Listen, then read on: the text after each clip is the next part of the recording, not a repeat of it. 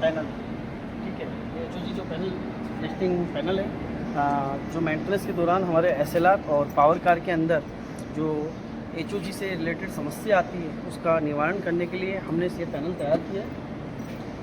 आइए इस पैनल के बारे में बताते हैं हम आपको, इसको कैसे बनाया हमने और ये क्या जो इसका जो HOG हमारी जो ट्रॉली है इसमें 415 3 फेस हम जो बाहर से लेते हैं, ठीक है। ये 415 3 फेस प्लस न्यूट्रल हमने जो बाहर से ली है सप्लाई, जो प्री कूलिंग पॉइंट वगैरह से लेते हैं, ठीक है।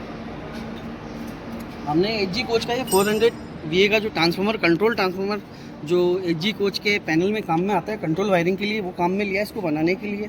एक MCB लिए 6 एम्पियर की, ठीक है।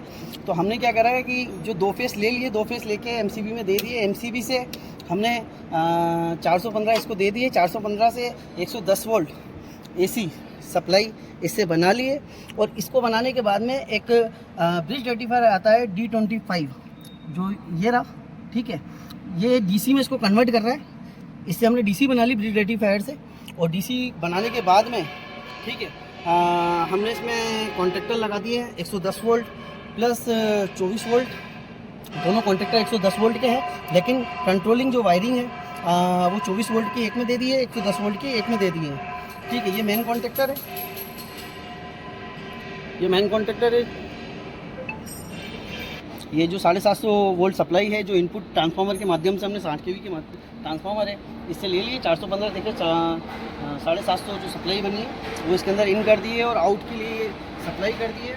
और ये बीच में कॉन्टेक्टर दे दिया है और कपलर यहाँ ये मेन कपलर है हमारा IV कपलर, ठीक है। ये UIC सॉकेट लगाया है जिसमें HOG की केबल लगाई जाएगी। अब इसका क्या काम है इसके बारे में बताते हैं हम आपको।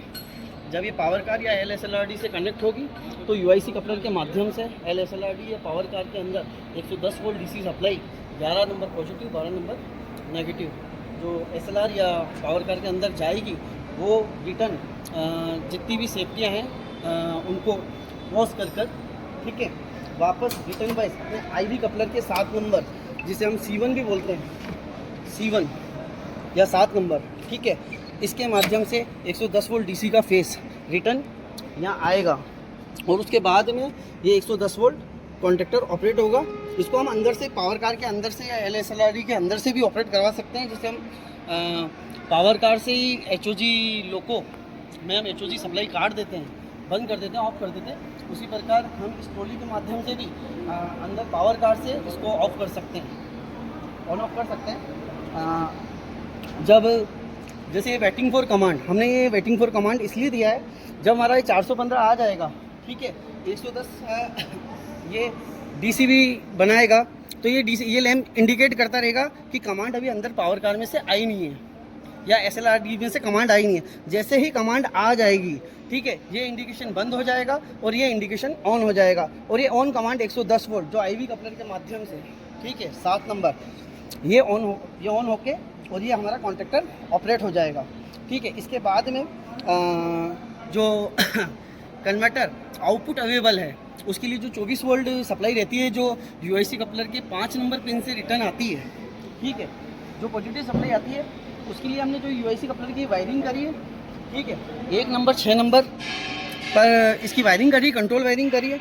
और ये कॉन्टेक्टर जो 110 का लिया है इसके अंदर 24 वोल्ट की कंट्रोल वायरिंग भी करी है। जब ये ऑन होगा, जब हम इस सेलेक्टर को घुमाएंगे, ऑन करेंगे, जब ही कोच में HOG ऑन होगा और HOG ऑन होने पर ये कॉन्टेक्टर ऑपरेट होगा, ये कॉन्टेक्टर ऑपरेट होने पर ही ये कॉन्टेक्टर ऑपरेट होगा।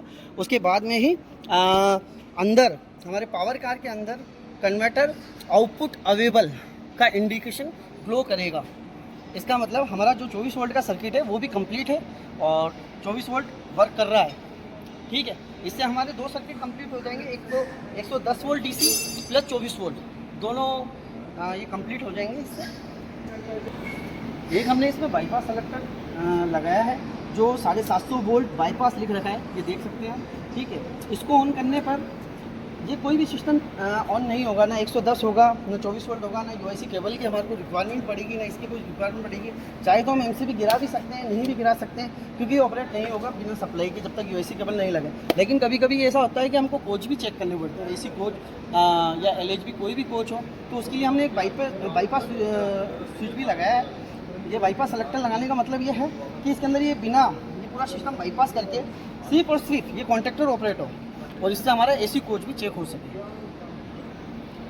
तो 15 वोल्ट का जो सॉकेट हमने आपको बताया था कि जो बाहर का पीक व्यूइंग पॉइंट वगैरह से हम जो 415 इनपुट सॉकेट इस जगह पर लग रखा है, ये सप्लाई लेते हैं, उसकी वायरिंग हमने यहाँ इंडिकेशन से भी कर रखी है। ठीक है, ये RYB इसमें इंडिकेशन भी दर्शा रखे हैं। इसके अंदर एक सेफ्टी भी दे रखी है, इसके अंदर ग्लास फ्यूज लगा रखे हैं हमने। ठीक है, इंडिकेशन की सेफ्टी के लिए जैसे 415 अपनी ओके होगी या ऑन होगी तो 415 ग्लो करेंगे, सारी इंडिकेशन RYB प्लस जो 750 बनाएगा ट्रांसफार्मर, जो इनपुट इसने ले ली 415, आउटपुट जो 750 दे रहा है, उसके लिए हमने मीटर लगाया